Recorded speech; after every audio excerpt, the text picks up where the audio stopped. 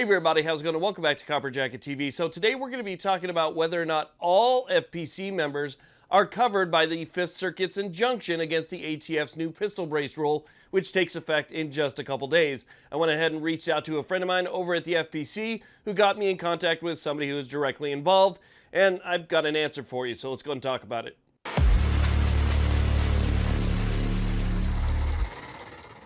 This channel is proud to be sponsored by SDI, Sonoran Desert Institute. Have you ever wanted to learn more about gunsmithing, firearms repair, or shooting sports management?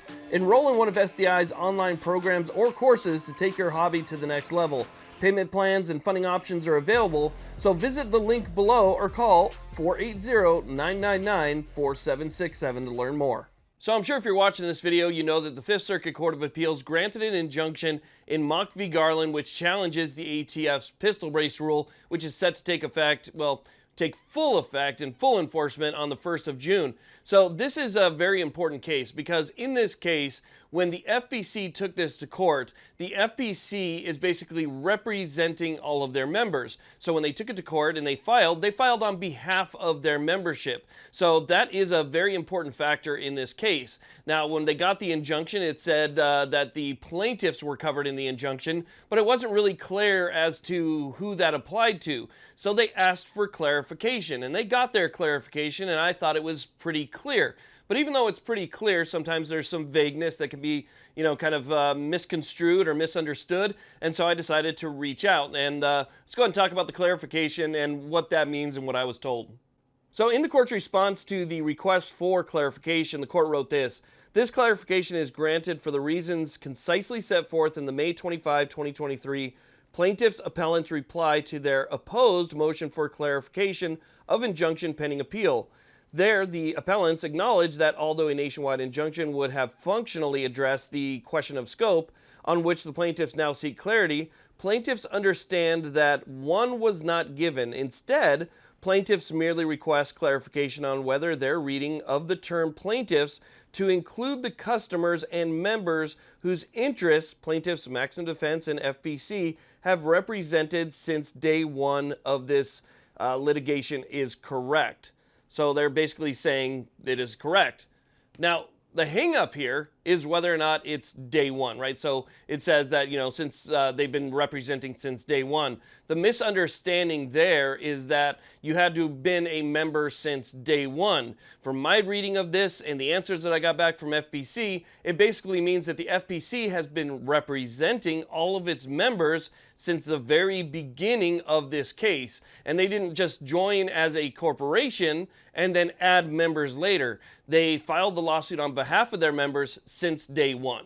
Now, something else that's causing confusion here is the following sentences that say that reading is correct. Also, as requested, the term plaintiffs in this case includes the individual plaintiffs' resident family members.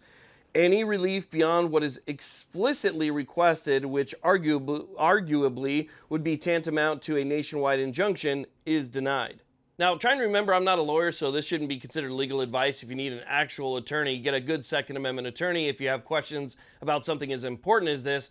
But to my knowledge and my understanding in these two sentences here, it starts off by saying that that's correct. So the understanding that the members are covered and the consumer is covered is correct. And then they also clarify that plaintiffs' immediate family members are also going to be covered by this injunction.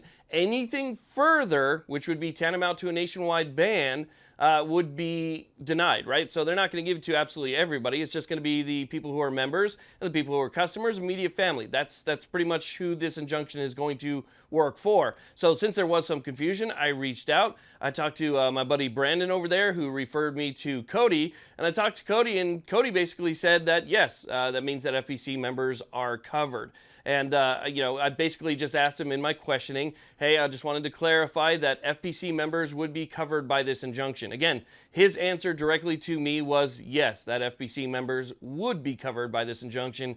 And this is somebody who is directly dealing with this case. So based on what I'm reading from the clarification letter, based on what I'm getting back from the FPC, it does look like members would be covered. Now, obviously, people are going to say, well, do you had to be a member at the time that the lawsuit was filed, or do you have to be a member after? Well, again, just based on my own personal non-lawyer opinion, it would be anybody that has joined the FPC at any time, because again, it's not that they're representing members that were members prior to or at the start of this case. It's that the FPC has represented its member from the start of these case. And so if you're a member of FPC, you should also be included in that injunction. And I don't see a specific timeline or any type of timeline that's going to lead me to believe otherwise. There just doesn't seem to be anything like that in there. So if I was to join the FPC and you were to join the FPC today, it would seem from this that you'd be covered under the injunction as well. Or maybe you were a customer of Maximum Defense, I don't know.